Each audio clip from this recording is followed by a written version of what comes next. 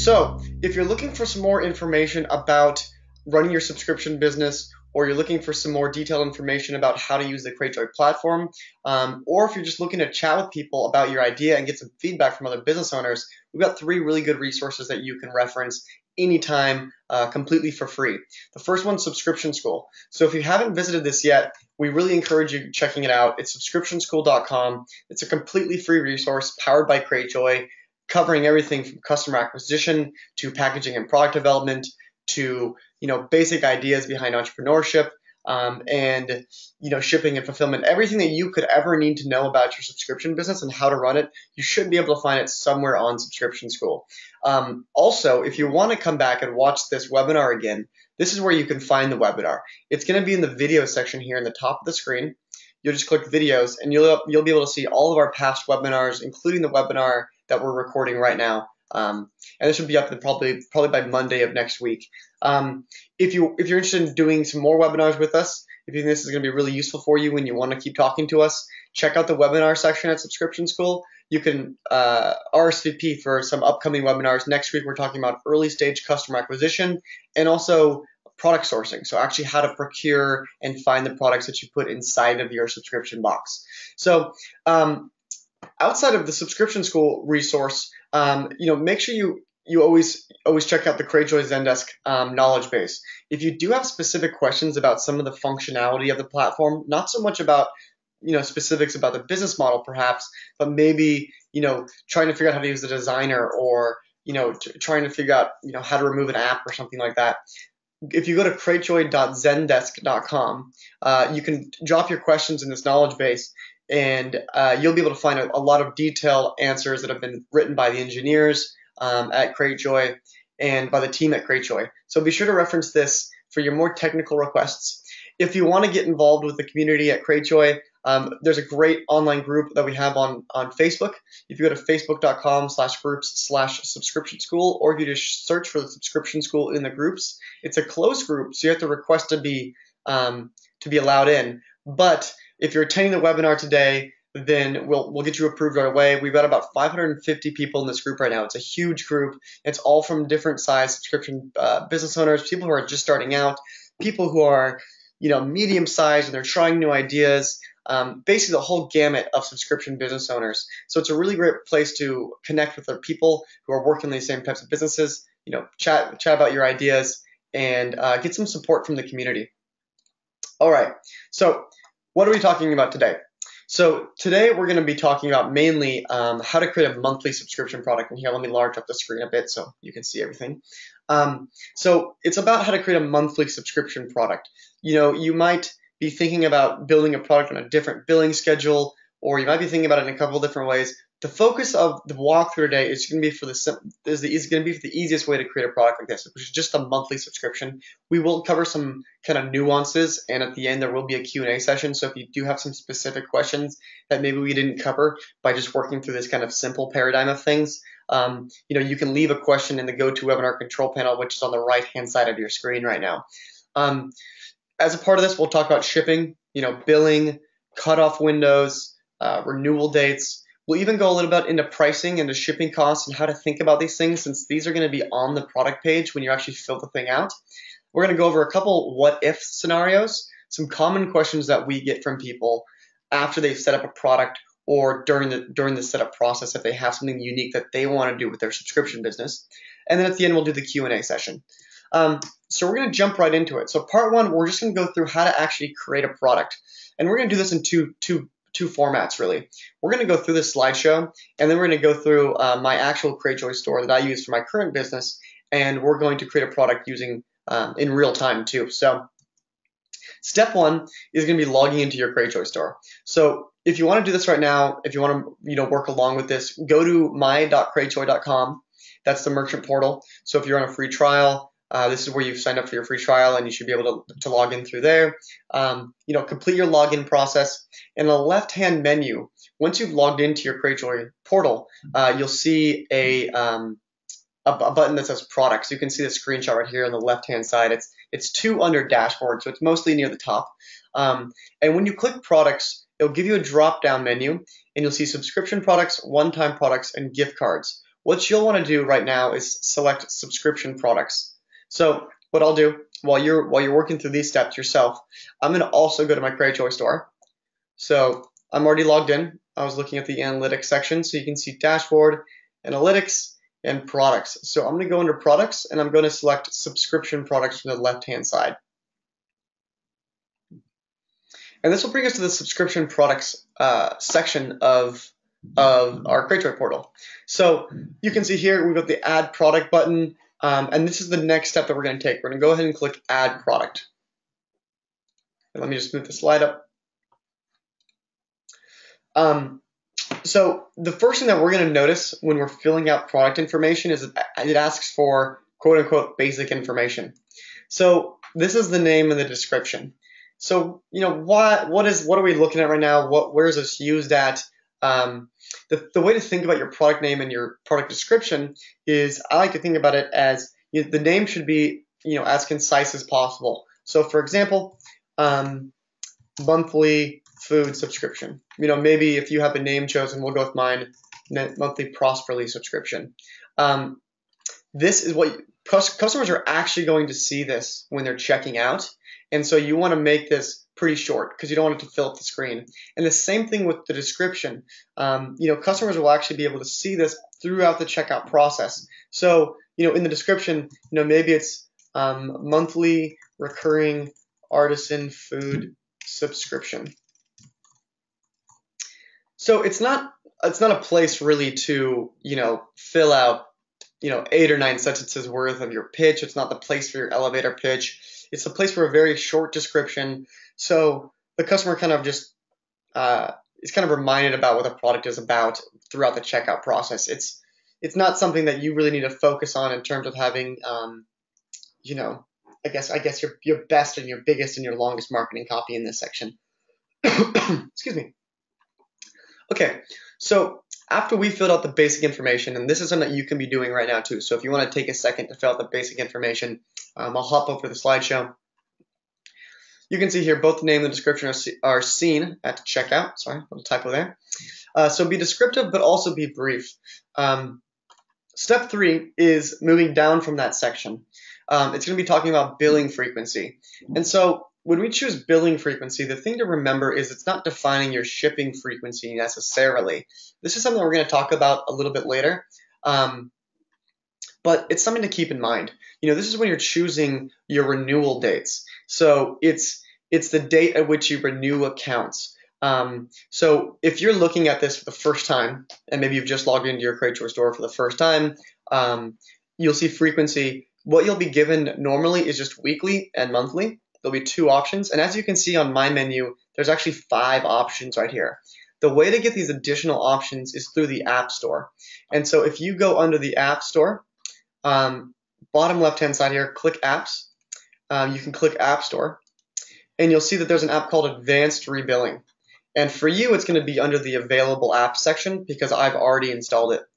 This isn't some crazy app that you have to go through and set up all these difficult things to get it to be functioning correctly. You just install it, and then it will give you a couple different options here for your billing schedule. It'll include bi-weekly, bi-monthly, and quarterly. So remember, we're just going to be focusing on a monthly subscription product right now, so we're going to choose monthly for this purpose. And let me mention this too, in case this is your first subscription business. By and large, the vast majority of subscription businesses that exist and that are successful nowadays, they're monthly subscription businesses. So they ship out a product once per month. That's not to say you can't have a really successful weekly or quarterly subscription or something like that. But if you're just getting started and you want to work on a product that's going to be pretty much in line with most consumers' expectations in this space, I would suggest sticking with the monthly. And there's some other reasons why we'll stick with the monthly too that we'll explain in a little bit. So the frequency of the billing has been chosen. We know we want to rebill people once a month because we want to send a person a box once a month. The rebill date is the next area that you can choose. And you've got some different options here as well. So you can choose the first of the month, the middle of the month, the last of the month, ad hoc rebilling, and you can also specify a day of the month. And when you choose that, a little calendar will pop up, and then you can choose, maybe you want to rebill people on the 28th or something like that. So when you're thinking about the rebuild dates, keep in mind that when you choose your rebuild date, you're going to be also defining your shipping window. It's gonna be in this calendar here. You'll be able to see, once you choose that date, a cutoff window based on that rebuild dates that you chose. So let's say we chose the last day of the month. We can see how that just changed, and we can see we have this dark green area here on the right hand side that says rebuild date. You can put this little menu down and see that it just says rebuild date right here, and you can see this beige calendar that is behind it, right? And we can see that today's the 22nd. We can see that's been highlighted. So you might be asking yourself, what is this cutoff window? What is this thing I'm looking at right now? The cutoff window is a predefined window of time that Cratejoy provides to you to help you manage your shipping and renewals, so people are getting products before they're rebuild. So kind of inherently built into this calendar is a 10-day window. So no matter what date you choose, whether it's the first of the month, or whether it's the middle of the month, or whether it's it was the 28th like we chose, this 10-day cutoff window is always going to exist. And what this does is two things. Number one, it helps us with our monthly schedule. So we know that we need to ship on the 20th. It's our suggested ship date, because when we ship on the 20th, we know that, in most cases, unless someone's really far away or something like that, by the time they get their box, maybe the USPS picks it up on the 21st, the box actually gets sorted on the 22nd, it finally makes it on the 26th. We know that that person's had at least 3 days or so, 4 or 5 days, maybe if you ship a little bit faster than that, to really experience the product before they're renewed for it. This is important for a couple different reasons, and it's mainly important for customer experience. You don't want to be rebilling people before they've received the product, or really far away from when they've received the product. This 10-day window is a pretty nice little window to have, because it's just about enough time you need to ship, and just about enough time to still keep your product experience top of mind for the customer. Let me go back to the slide here. So what this is also going to do is define batches, and this is the second bullet point on the screen you're looking at right now. So when batches are organized, they're based on those cutoff windows and the following ship date based on your renewal date. So when you are thinking about, what do I have to ship this month, for example, what this does right here is it creates a window of time where in between the rebuild date, so the orders that you generate on the 30th, and the following 20th of the month, so May 20th, all of the people from that 30th to the following 20th are all going to be in the same. They're all going to be in the same batch. They're all the same customer group, because they all signed up or were rebilled after the original ship date. So that everybody who signed up after the 20th, maybe it was on the 21st, 27th, or they were rebilled on the 30th, all of them need to get the May box next. So this is useful because when you're kind of toggling around your shipping interface and you're trying to determine who to ship to, you might wonder, like, oh, I just shipped boxes on the 20th. Do I ship to somebody on the 21st? It can create problems if you don't work within your batch window. So for example, if you did ship to somebody on the 21st because they signed up on the 21st, their order would originally be set aside for May in the Cratejoy system. So they would not be rebilled on the 30th because they signed up after your cutoff date. So it's important to kind of understand how these cutoff dates work with your own shipping, and how they work with how you'll be shipping products to customers. So if that's a little bit confusing, write down a note, or you can ask a question on the GoToWebinar control panel on the right-hand side of your screen. The main thing to remember is that once you're in this cutoff window, when you choose this cutoff window for your business, once you're in this actual window, so like today we're on the 22nd, all orders after that ship date are going to be for the following month's box. So that's the main thing to keep in mind with that. And the way that you can see this, I'll actually show you, just because this can be a little bit confusing. When you actually are in your Cratejoy store and you go to shipments, which is the left-hand side, you'll be actually able to see up at the top what to ship, and what to ship is organized by batches. So you can see the current batch is March 21st through April 19th for my store. The next batch is April 20th to May 20th. These batches right here, and then when I select these things, they already organize my shipments for me. this was defined based on the shipping window that I created when I originally opened my store. So that's how the shipping batches actually look when you are, working with them in real time on Cratejoy. Let's go back to this. So if this is confusing, there's another good video that we can watch. We won't watch it right now just because it's, we want to leave plenty of time for Q&A. But it's this little link right here. It unfortunately doesn't have a nice link name. It's just vimeo.com/112114331. And what this is, it's a short video that Ali, our product manager, made that explains how these shipping and billing windows work. And it's kind of what we just explained. But if you want to rewatch to get that, to get a better sense of what we just explained, this is a good resource to have. So maybe take a screenshot of this URL or type that in up into the top right now, and you can watch that on your own. So you might be saying to yourself, but wait, Jesse, I have questions. Keep them in mind, but hold them for right now because we'll cover these questions at the end, where we'll probably cover some stuff that you're confused about. So next thing, so we've chosen our basic information, right? We chose our billing schedule. We know we want to ship every month. We want to rebill people in the middle of the month, let's say. Next thing we have here is the pricing section. So this is a big question for a lot of people. They say, Jesse, Ben, Josh, how do we decide our price? Like what is a good price? Is it $19.95? Everything seems to be $19.95 these days. Is it, $100? What is it? What's a good price to set? The value that you enter into this field is highly dependent on your own subscription business. And there's no best price for subscription businesses. The best price for your subscription box is based on your own cost of goods, or COGS, your customer acquisition cost, and your fulfillment costs. So this isn't really a webinar how we're going to cover pricing, but this is a really, really, really important topic, especially as you build out your product for the first time on Cratejoy. So step one, what I'd like you to do is either take a screenshot of this page or go to this URL, start.cratejoy.com/power subscription box calculator. You can also just Google Cratejoy subscription box calculator. Let's see here, calculator. And it will also bring you to this up here at the top. So when you go to this Power Subscription Box Calculator or the Ultimate Subscription Box Calculator, it'll show you a bunch of different parameters and metrics that are related to pricing your subscription. And if you're filling this thing out today, if this is on your to-do list, it's like, John, I'm filling this out today. You're going to want to make sure to do this exercise before you finish actually creating your product. So you can see a couple different things here, from price to raw product, from your packaging costs, your inserts, from the cost of fulfillment, postage, customer acquisition, expected churn rate. Everything that you basically need to know to price your subscription is on this page. Maybe outside of credit card transaction fees and the Cratejoy transaction fee.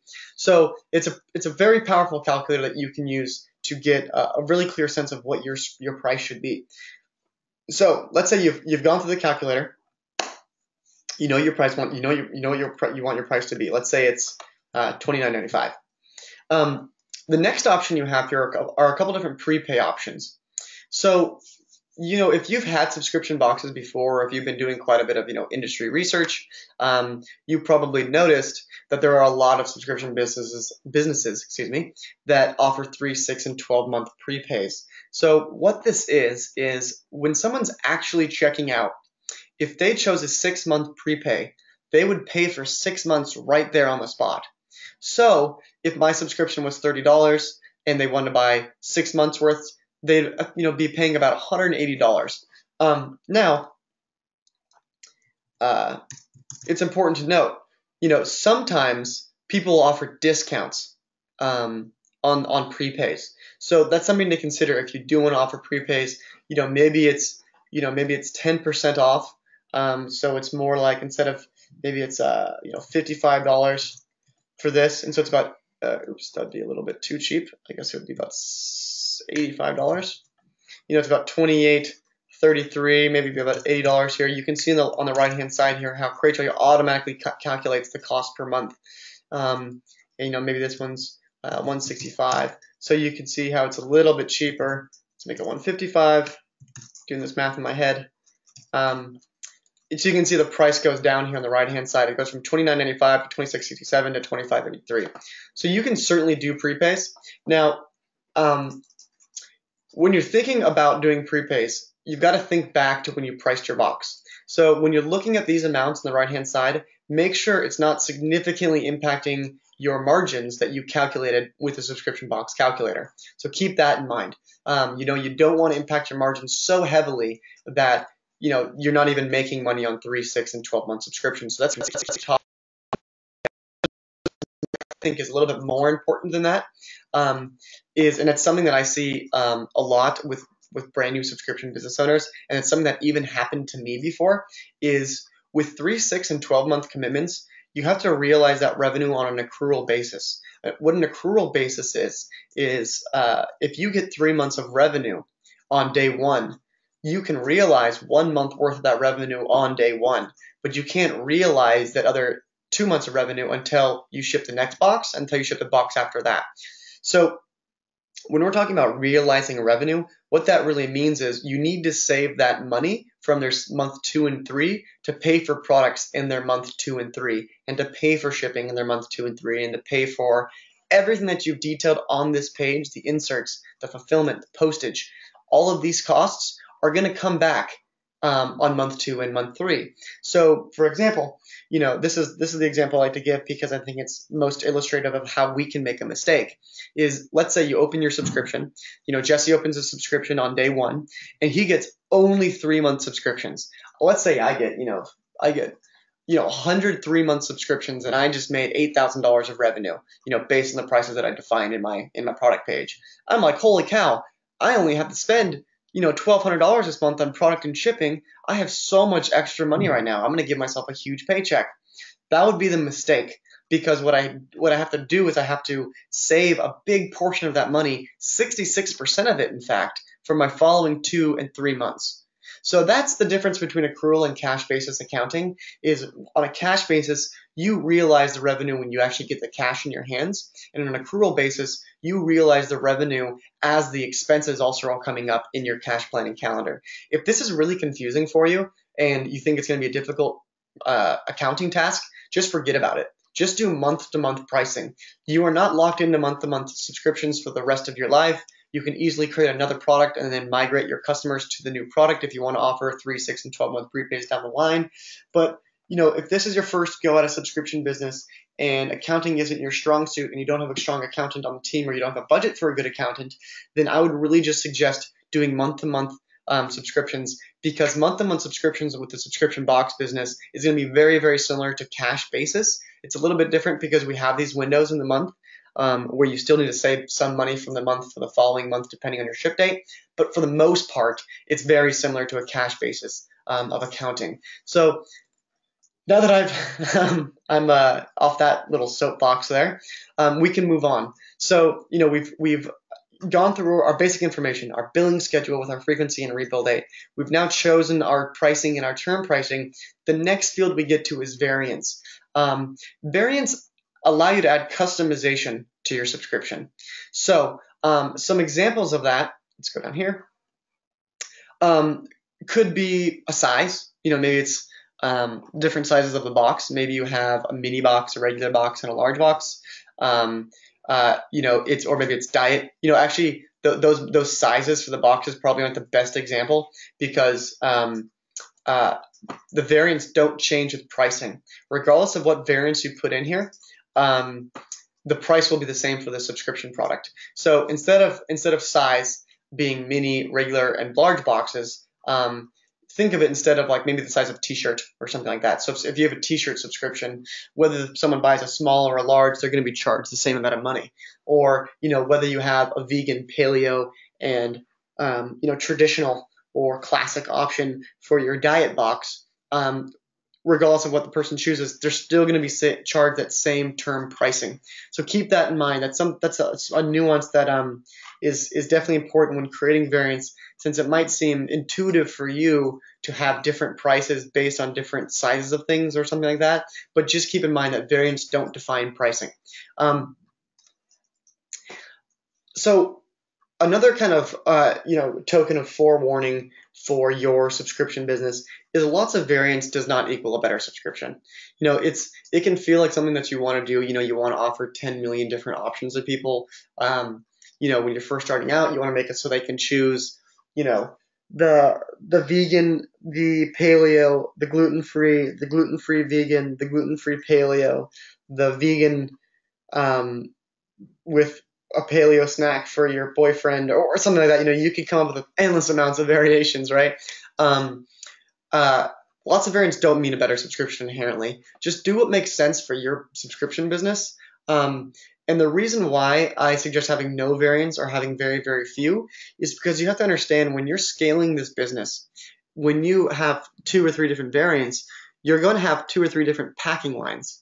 When you're actually packing these boxes, they're going to be 3 different types of boxes if you had 3 different types of variants.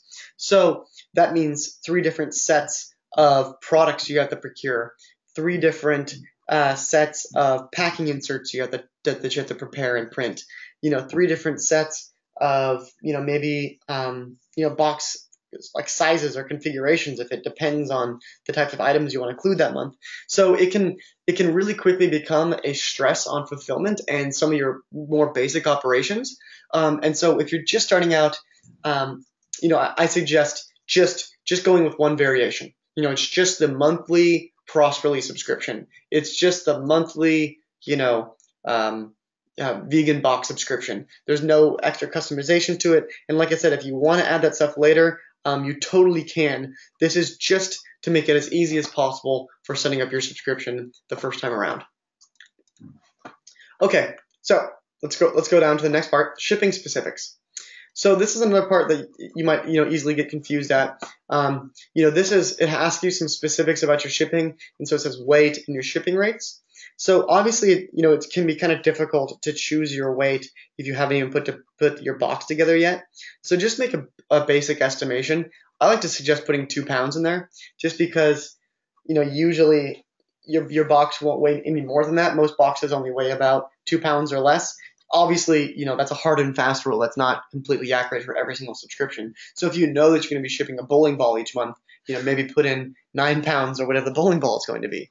But it's really just an estimation, because when you are actually printing your labels on your shipment page, you'll be able to buy shipping through Cratejoy and enter in the specific weights and dimensions of that box as you actually fulfill your order. So, put some general stuff in here. The main thing to keep in mind is the shipping rates area. We have 3 options, right? Automatically calculate. This is for the US only. You can offer people free shipping, or you can offer people flat rate shipping. So what does this mean? Automatically calculating it means when someone checks out for my $29.95 box, they're also going to be hit with a shipping charge during checkout. That's totally fine. A lot of people are used to paying shipping. You can absolutely do that if you want to keep that part of your costs out of your equation. So, for example, when you look at the subscription box power calculator, the postage is factored into the price. So if we took out that postage, it would be updated.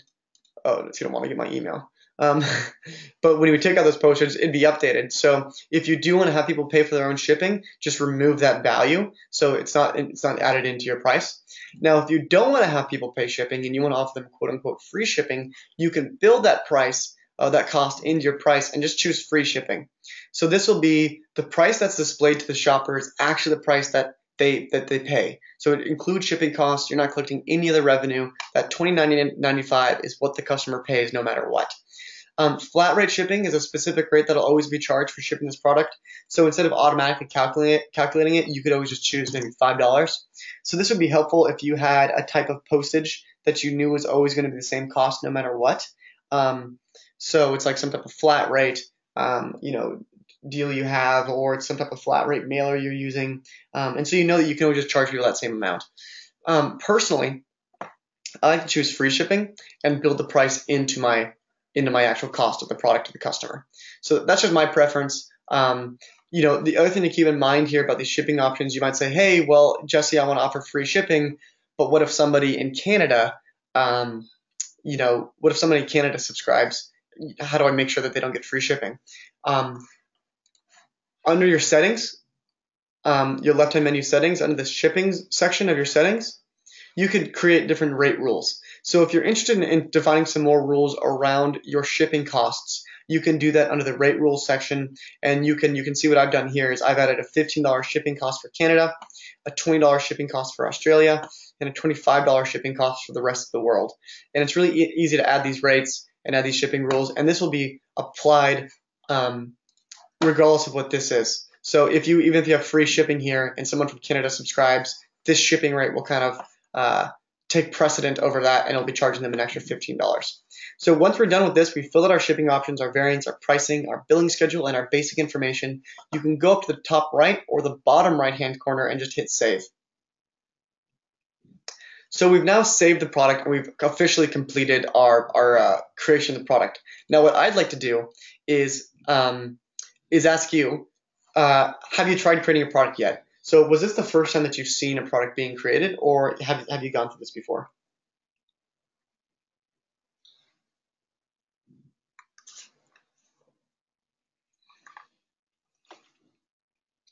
I'll hold this up here for a couple more seconds. Looks like not all of you have voted, and I want to know all of your votes.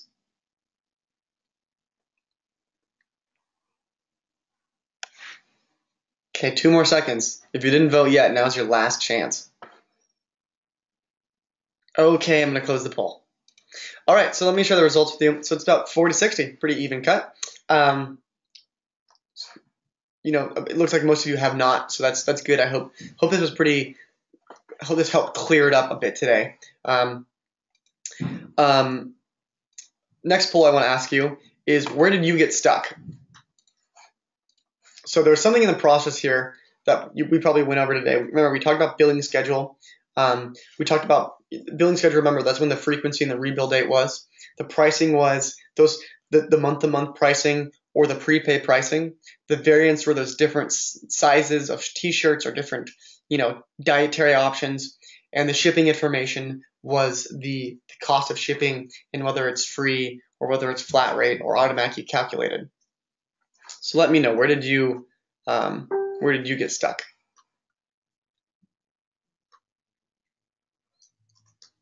Okay, I'll leave this up here for just one more second. Looks like we got most people who have voted.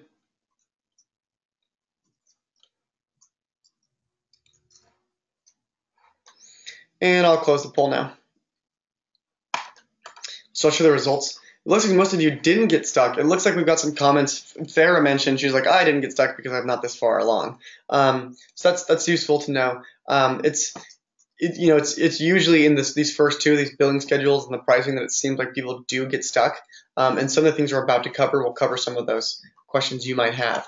So thank you guys for participating in those polls. Let's go back to the slideshow here. All right, our celebration slide. Woohoo! We created a product. So part 2, here are some what ifs. So this is a quote from you. Everything was good, Jesse, but I've got a curveball for you. And that's from you, the unique merchant. Okay, so curveball number 1. And I want to let you guys know, I do see there's some questions coming in. So, feel free to, ask those questions, and we'll get to them in just a second. So curveball number 1 is, I want to ship someone on my cutoff window. So the logic here is I have 200 boxes available and I only sold 170. I made 20 sales on the first day of my cutoff window, and I don't want to wait until next month to ship them boxes. What do I do? So let's first think about how this looks. Let's say, let's say that we're shipping in the middle of the month, right? And so our rebill date's on the 15th. Or excuse me, we're rebilling in the middle of the month, so our rebill date's on the 15th, and it's the 5th today, right? And we've sold 170 subscriptions as of today on the 5th. And then all of a sudden, boom, we get 20 subscriptions on Thursday the 7th. And you're thinking to yourself, gosh, I'd really love to just realize this revenue now and ship them a box so I don't have a bunch of extra boxes at the end of this month. How can I do that? One of the easy ways to do that is to just go ahead and ship them a box. What you'll do is you'll go to their orders.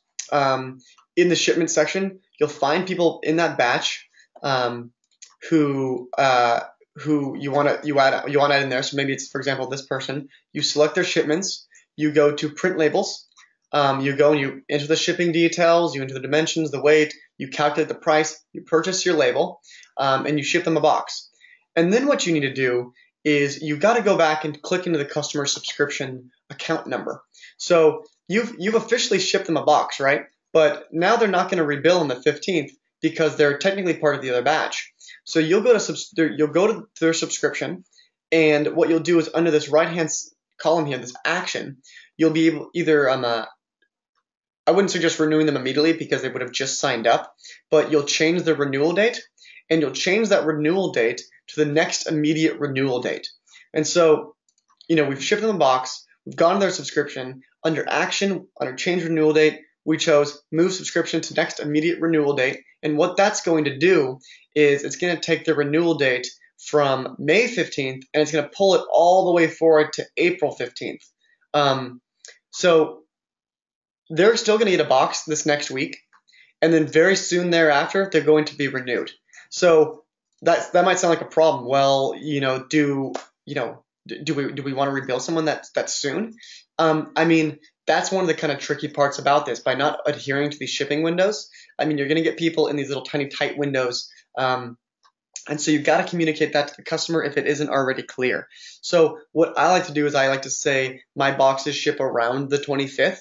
And so if I get a couple people, before or after that weren't in my shipping window, I can just slump them in and they can reasonably expect to get rebilled at the end of the month anyways, because I kind of say that my shipping date's a floating shipping date. So that's one way to set that expectation. If you're worried about that, you can always reach out to the customer and say, hey, we'd love to include you. We can get you a box out today and you'll renew next week. How does that sound to you? And even if they're like, oh, I would love a box today, but I can't be renewed next week, you can change the renewal date again and push it forward 7 days. And so they'll renew completely on their own on the 22nd. So you may have got them on the 7th, shipped them a box on the 8th, and then they were going to renew on the 15th because you manually changed the rebill date. And then on the 14th, they're like, hey, Jesse, I don't think I can do the bill tomorrow. Can we push it back a week? You can easily change that to the 27th using the change renewal date feature. And you can see here, move renewal date to the next immediate renewal. That's what we already did. If we had already done that, we just choose move subscription out 7 days. And then they'd be billed 7 days later. And so, communicate to the customer. If you want to do something like this, make sure you're clearly communicating it to your prospective customers. Okay, curveball number 2, and we'll start to answer your questions. I want to ship quarterly. So the logic here is I want to ship once every 3 months on the 25th. Cratejoy rebilling for quarterly is only based on rebilling every 3 months, but shipping monthly. What do I do? So let me just fully explain this in case you had this question. If we chose the frequency of rebilling in our billing schedule section, and we chose quarterly, this does not mean that you only ship 4 times a year. So let me just repeat that one more time. So choosing the frequency quarterly does not mean that you ship only 4 times a year. It means that you rebill that person given the date that they subscribed only every other 3 months. So if someone subscribes on January 1st, for example, and they would, and your cutoff window, let's say, is the 15th, then they would get January's box. So they would get January's box, and they would also get April's box, and then they would also get July's box, and so on and so forth. Right? That's every 3 months that person would get a box. Now, if Tom signs up on February 1st, a whole month later after Jane signed up, he still gets February's box, May's box, and August's box. So, kind of take a moment to kind of consider that, especially if you were thinking about doing a quarterly subscription. Keep in mind that the quarterly rebilling schedule is only defined on a billing basis, not a shipping basis. The fact of the matter is Cratejoy is just not a great platform for doing quarterly subscriptions, and it's kind of just a no area. Can we do this for you? Not really. It's just not kind of configured for that right now. And in the future it may be, but right now there's no easy way to do it, and we would suggest not doing a quarterly subscription. And there's like other manual ways around it, but it'd be a really big pain in the butt, and we would just suggest no. So curveball number 2, I want to ship quarterly. That curveball, unfortunately, is a swing and a miss on our part. You can't really do that. So we've talked about a couple different alternative things that can happen during your shipping window. We talked about how to actually go through and create that whole product. Now, hopefully you have everything you need. What are you waiting for? For those of you who haven't gone through this process yet, you should go do it. This is the time to just go do it and get your feet wet and actually try to think if you have any more questions. What we're going to do now is do some Q&A. And so on the line here with me is Ben Hubbard and Josh Hudson. And we're going to answer some of your questions. If I have any questions that I can't answer, we'll unmute Ben and Josh and we'll have them speak a little bit. So the first question is from Tiffany. Okay, thanks. Any way to allow them to choose more than one in a different way?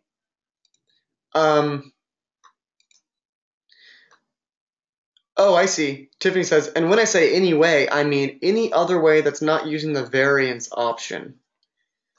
I'm still kind of confused on that.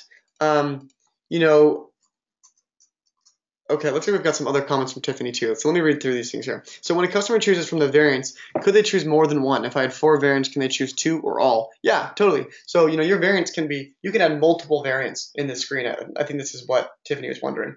So after we put in maybe size of the t-shirt, small, medium, and large, you could easily add another one down there below. And it looks like, let me just see here. Let's see if we can add another one. I think because I already saved this product, I did this last time during the webinar too, you can see there's an add variant button in the bottom right. It's a very, very light gray button right there. But yeah, you can do that. And Ben mentioned that they've been trying to answer via the chat system. So hopefully you guys have gotten some answers along the way. So yes, I understand. I can't choose. I can't allow a customer to choose from up to 4 categories.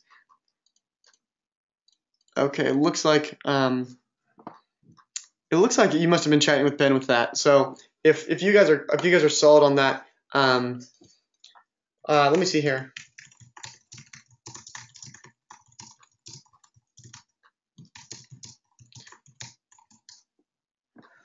I'll look at this other question. I just asked, maybe Ben wants to explain that a little bit more in depth in case it's still confusing for you guys. If so, maybe answer or throw in a comment. It says yes, or something like that, if that's still confusing for you, Tiffany.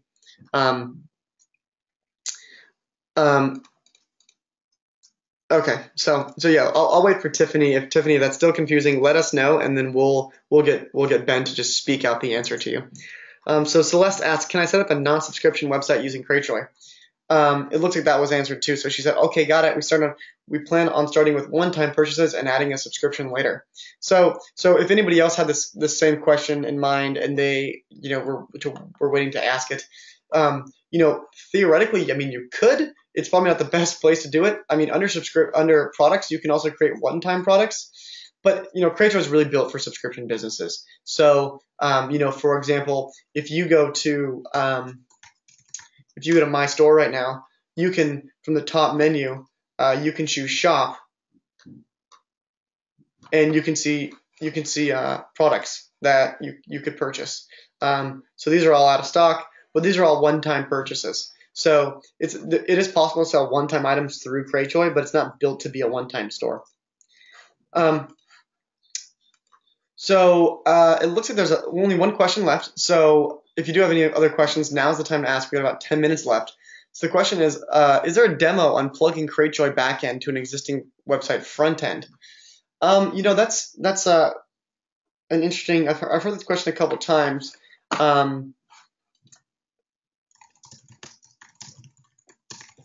my understanding, no, there's not. If you were to embed links to your Cratejoy checkout in another website and then make sure that the customer is only isolated to checkout. So once they've completed checkout, then they see a thank you page and then maybe they're redirected. You could do that. Ben mentions, yes, there's a doc on it. So what I'm gonna do is I'm gonna unmute Ben, and Ben, if you want to tell us about that, I'm gonna look for the doc right now. Hi, this is Josh here, by the way. So there's not necessarily a demo specifically on plugging Cratejoy's backend into a website plugin, but we do have a doc explaining it. The idea there is that you have your entire front end already built, and whenever you're getting to the end of your subscribe flow, that final call to action is just navigating to a Cratejoy hosted checkout page. So that's the general idea. Like I said, there's a doc on it explaining a little bit more how to go about it, but not necessarily a demo. If that answers the question. Perfect. Thanks, Josh. I'll put you guys back on mute. Yeah, so if you do want to do that, it's possible. And it looks like there's. Let's actually see if we can find this together. Or if you happen to know that link, Ben, if you want to shoot it over to me, I'll direct them to it. Linking Cratejoy to another store. I'm not sure if this will give us the right doc. Oh, yep, connecting e-commerce store to Cratejoy. Wow, that knowledge base works really well. So if you wanna learn more about this, just type in linking Cratejoy to another store, and you'll find this doc called "Connect an e-commerce store to Cratejoy." And it looks like insert link to your e-commerce store. This might not be the right exact thing. Let me see here. That would be. Let me see here. Search existing.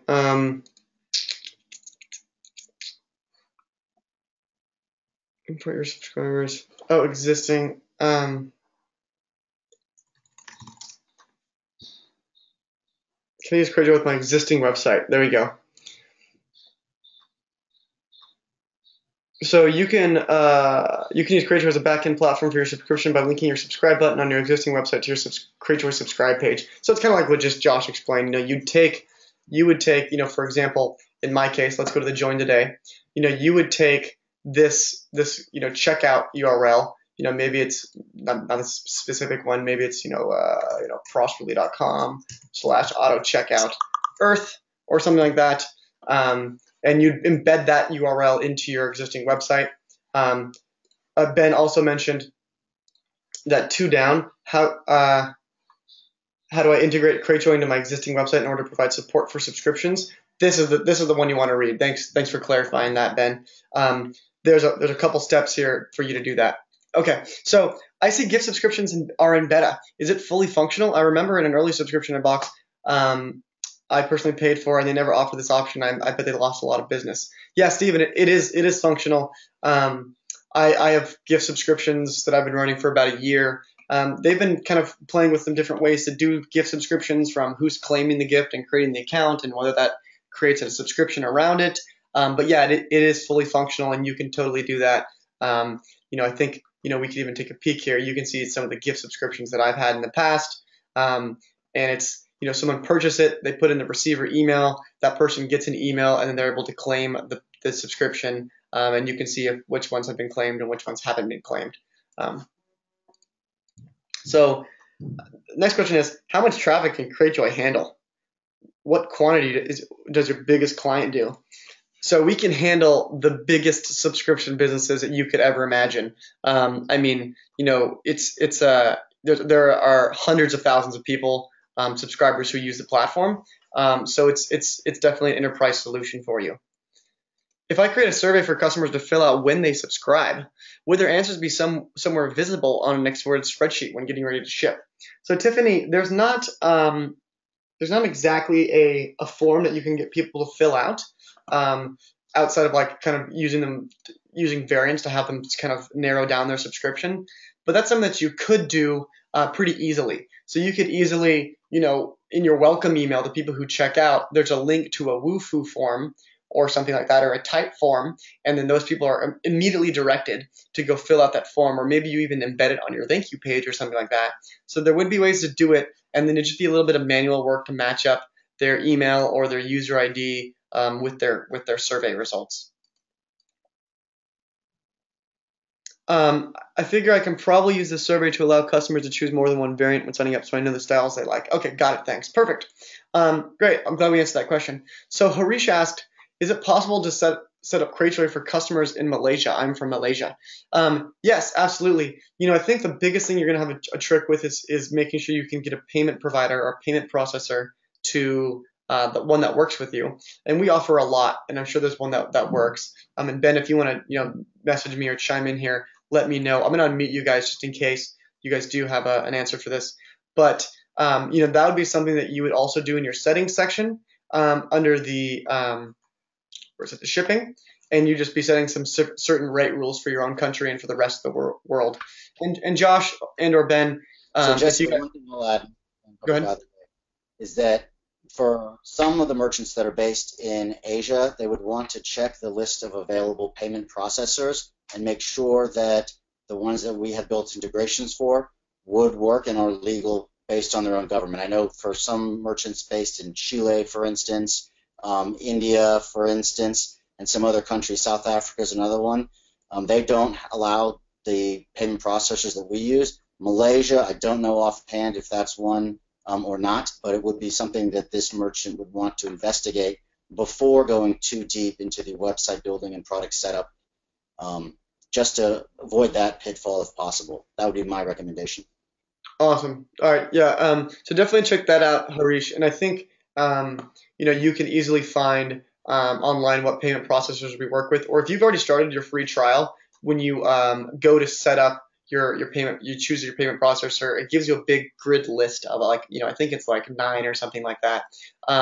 But that was our last question. So thank you guys again for attending today. I hope this was really useful for you.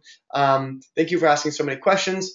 This whole webinar again has been recorded, and so it's going to be live here pretty shortly on subscriptionschool.com. And if you're just joining with us or you joined late, subscriptionschool.com under the video section is where you're going to be able to find this recording, including the Q&A session. So it'll be a nice hour-long recording of our voices, and hopefully you enjoy listening to them for a long time. Thank you, Stephen, for attending, and for all your nice comments. We will chat with you guys later. And again, if you want to be involved in more webinars, head over to Subscription School and join our webinar page. We look forward to hearing with you guys and answering some more of your questions in the future. Have a great rest of your day and an awesome weekend. And by the way, happy Earth Day. Go plant a tree or something. All right. We'll see you guys later. We'll see you guys later. We'll see you guys later. We'll see you guys later. We'll see you guys later.